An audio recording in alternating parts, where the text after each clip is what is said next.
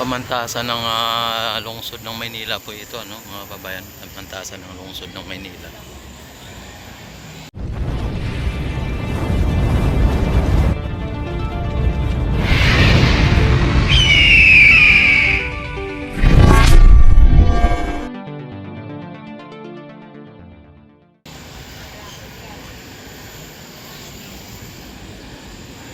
At ito po yung kalsada na hindi na po pwedeng daanan ng mga pampublikong sasakyan, ano. Ito ay para po ito sa mga namamasyal lang, ano, sa mga turista. Tinilaan po ito sa mga turista para sa ganun ay magiging safe po ang kanilang paglalakad sa naturang Intramuros. At ito po ay ano, yan. Oh, dapat bawal yung motor dito eh, pero nakita naman ninyo may mga ano, no, yung mga motor na katulad niyan.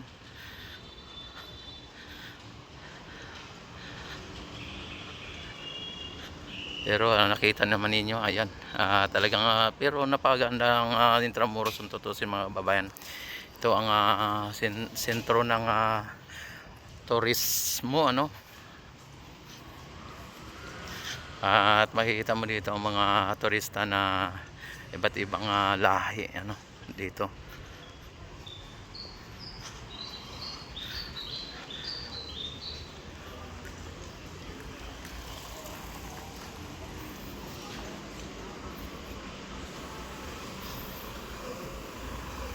Yan, kaya hindi po sila makapasok dahil may ganito sa, ano, may ganito.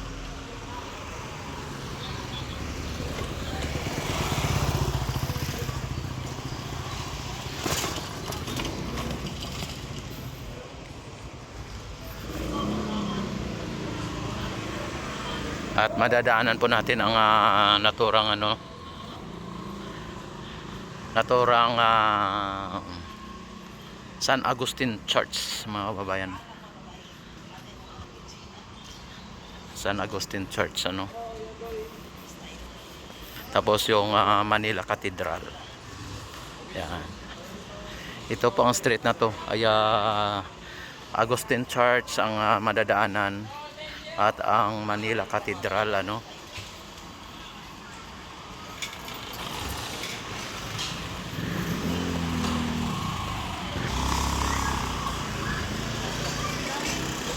Mga turista dito, mga babayan, mga ano.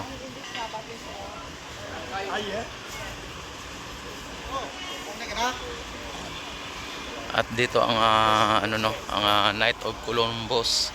Ito ang Knight of Columbus Fraternal Association of the Philippines. Ayan, no, Knight of Columbus ito.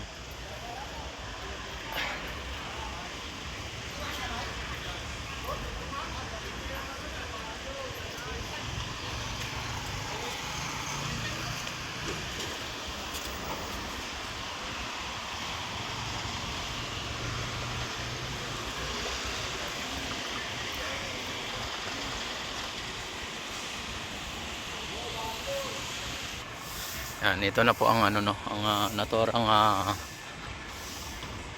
San Agustin Church, mga babayan. Ito ang San Agustin Church. At kung nyo nakikita po, no, may ano dito para hindi makadaan po yung mga sasakyan. Ito ang San Agustin Church. Isa sa pinakamatandang simbahan sa Metro Manila o dito sa may NCR, ano. Ayan.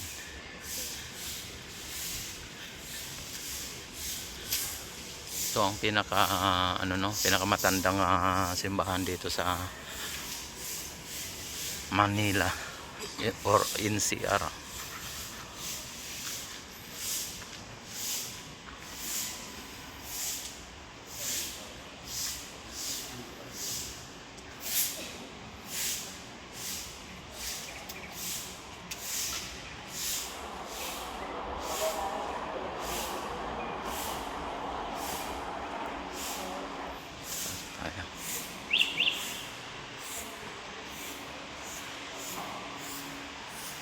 Nandito tayo ngayon sa loob ng simbahan, ano.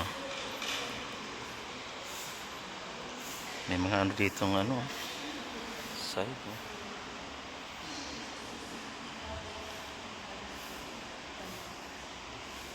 May mga ano ng lapida, mga bayan, mga lapida.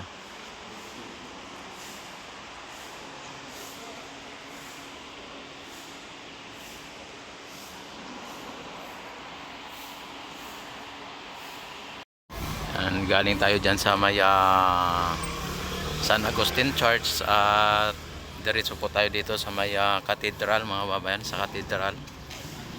Ayan.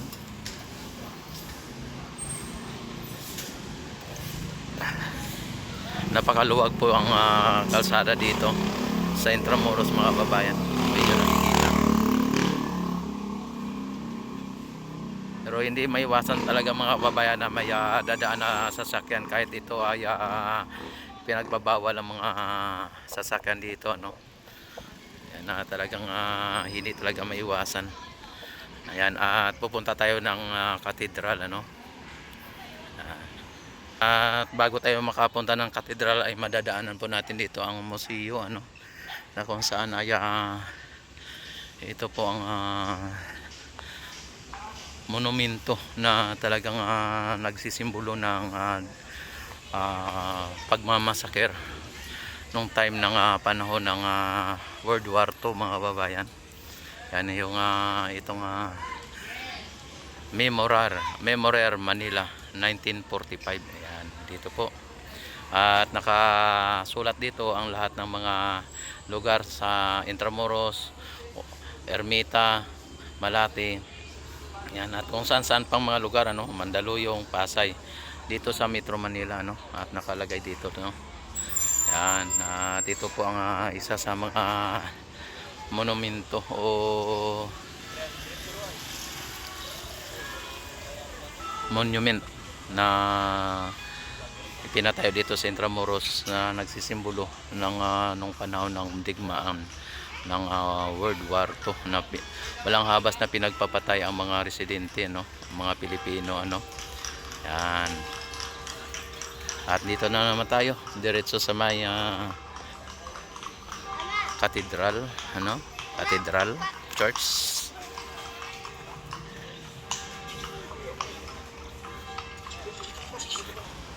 Ito naman po yung cathedral, ano.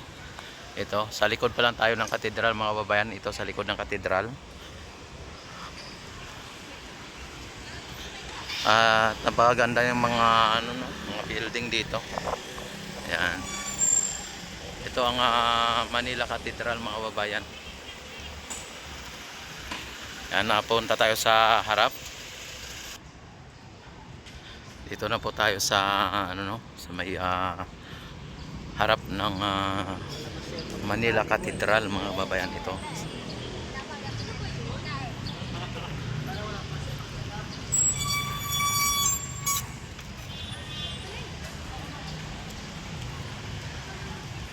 Ayan, ito po ang ano, no. Ito po ang harap ng Manila Cathedral, mga babayan. Ayan, talagang ginagawa pa po yung kanyang bell, ano. Kanyang ano doon, no.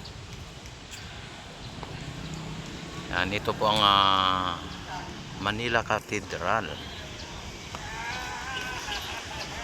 At dito naman sa kabila, mga babayan, ito po ang Palacio del Gobernador. Ayan, Palacio del Gobernador po, mga kababayan, kapag sa mga bumabalak na tumakbo ng pagka-presidente o kaya ng sa politics o politiko, kaya ito po ang kanilang puntahan, ano.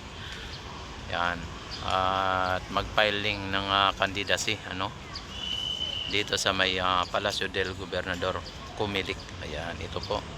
Ito na po ang sitwasyon dito sa Comelec, mga babayan. Kanya nakikita.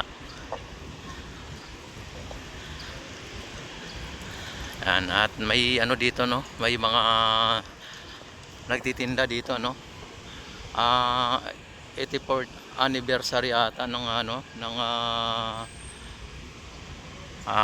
Comelec. Ano, 84th anniversary, ano, dito sa Kumili, kaya mayroon ditong nagtitinda. Yan na yung inyong nakikita mga babayan. Yan, may mga nag-ano dito, no, may mga nagtitinda dito, no. Yan, baka libre lang nga po ito, ano, hindi na natin alam kung ano to, ayan, no, kung may bayad to, no. Ayan, no.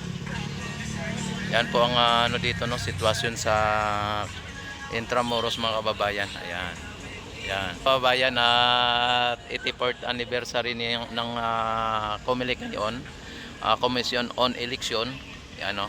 Ito ang ano niya, oh. Alagay, Happy 84th Anniversary Commission on Election. Yan. Ito yung nakikita, no. Kaya mayroon sila dito palibre lahat ng mga empleyado ng Comelec, ay libre po dito, no. Libre po dito. Ayan, ito yung nakikita, no.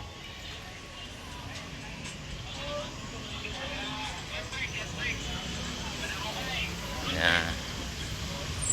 Yan, at maayos naman ang mga ano dito, sitwasyon sa Comelec mga kababayan. Maayos naman ang sitwasyon dito. May mga kapulisan dito at para sa seguridad, ano. Tapos yan, maayos naman ang ano dito at talagang maaliwalas na at wala na pong ano dito, no, mga sasakyan na dumadaan dahil po sa pinagbabawal na po ditong dumaan at tagos doon sa may ano, no, sa may naturang simbahan ng San Agustin Church, ano. At dito napaka-aliwalas po dito, no. Ayan. At ito po ang sitwasyon dito sa Intramuros mga kababayan, Comelec.